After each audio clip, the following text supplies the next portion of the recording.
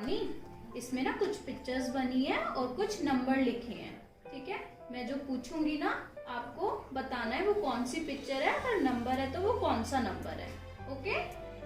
चलो बताओ ये कौन सा नंबर है, ये कौन सा नंबर है, ठीक है,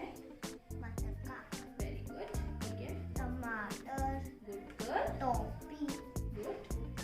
टॉफी, वेरी गुड, ठीक है, ठीक है, फिर से बोलें, टिकट,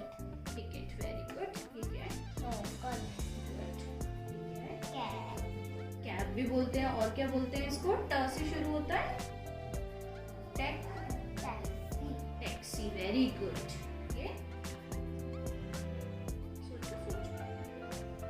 नहीं पता, मैं बताती हूँ, ट से शुरू होता है इसका हिंदी, टैप, टैक, टैप, टैक,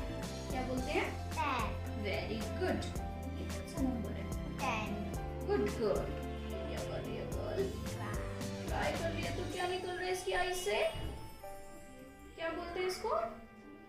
टी, टीयर्स, ears, ये कौन सी शेप है, triangle, गुड, ये क्या है, व्हाट इज दिस,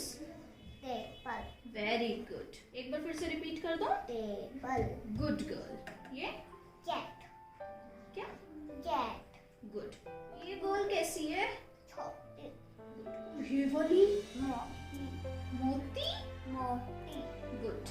ये क्या है जो आप स्कूल लेकर जाती हो, टिफिन, गुड गर्ल, और ये क्या है,